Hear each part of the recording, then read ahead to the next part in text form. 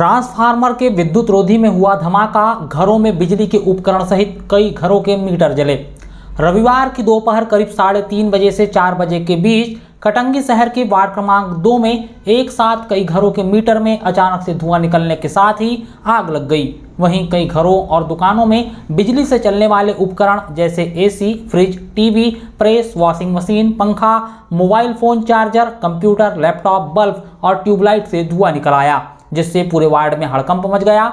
दरअसल शहर के वार्ड क्रमांक 2 में राजेश सिंगारे के आवास के बगल में स्थित ट्रांसफार्मर के विद्युत रोधी यानी इंसुलेटर में जोरदार धमाका हुआ, जिससे वार्ड क्रमांक 2 और वार्ड क्रमांक 4 में HDFC बैंक के पास 11 kV उच्च दाब विद्युत लाइन के तार टूटकर लो टेंशन निम्न दाब की विद्युत लाइन में उलझ गए। इसके साथ ही कई घरों के मीटर में आग लग गई और धुआं निकलते दिखाई दिया। इंसुलेटर के टूटने से घरों में जो उपकरण खराब हुए उनका प्रारंभिक तौर पर जो अनुमान लगाया गया है उसमें 3 से 4 लाख रुपए की विद्युत सामग्री की क्षति होने की बात निकलकर सामने आई है। वार्ड के रहवासियों ने बताया कि अचानक से बिजली के उपकरणों से धुआं निकला और बिजली गुल हो गई। इतनी बड़ी संख्या में जब लोगों को नुकसान हुआ तो सभी ने बिजली विभाग में शिकायत करने के लिए कॉल किया, लेकिन किसी का फोन रिसीव नहीं किया गया। तब पूर्व जनपद सदस्य श्रीमती अंजू शर्मा ने सहायक यंत्री राजीव रंजन से सीधे फोन पर चर्चा कर वार्ड में हुई क्षति की जानकारी दी। तब बिजली विभाग के कर्मचारी तत्काल मौके पर पहुंचे और सुधार कार्य जारी किया। टीवी है, मोबाइल, लाइट 2 है, फैन है और प्रेस, चार्जर है। अभी वो आरओ और फ्रिज का कह नहीं सकते क्या है। मतलब जब लाइट आएगी तब पता चलेगा। हाँ। तो कितने का नुकसान होगा ऐसा मोटा माटी देखा जाए तो, सब की चीज़ों की अगर कीमत जोड़े तो? टीवी तो अपनी 36,000 की तो टीवी है, पंखा भी 4,000 का, लाइट चार्जर 3,000 का है। ट्रांसफार्मर के विद्युत रोधी के टूटने से जिन्हें नुकसान हुआ है उनका कहना है कि बिजली विभाग आए दिन मेंटेनेंस के नाम पर कई घंटों तक बिजली कटौती करता है। ऐसे में इस तरह की घटना विभाग की लापरवाही को दर्शाती है। जिन लोगों को नुकसान हुआ है उन्हें बिजली विभाग से क्षतिपूर्ति प्रदान कराने की मांग रखी जा रही है। राजेश सिंगारे ने बताया कि उनकी 15,000 की टीवी, 10,000 का लैपटॉप और इन्वर्टर से धुआं निकला है, मतलब यह सभी सामग्री जलकर खराब हो गई।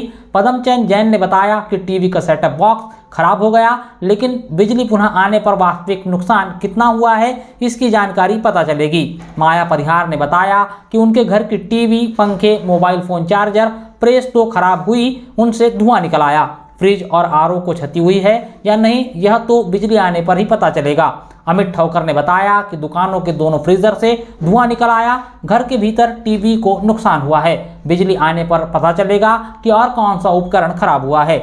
इसी वार्ड के लेवेंद्र बिसेन ने बताया कि दुकान में फ्रीजर खराब हुआ है। विनय गौतम ने बताया कि दुकान में लैपटॉप से धुआं निकल आया।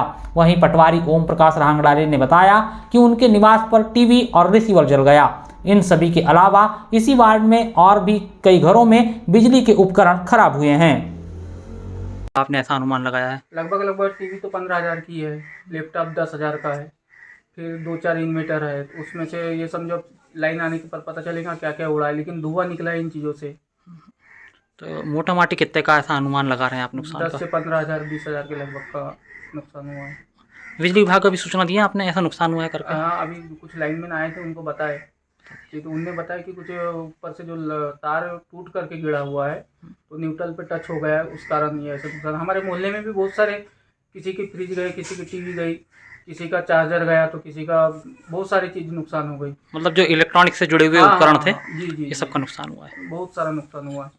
जैसा कि आप सभी को पता है कि उच्च ताप की वजह से अगर घरों में किसी भी प्रकार के उपकरण खराब होते हैं तो बिजली विभाग न तो कोई कार्रवाई करती है और ना ही मुआवजा देती है।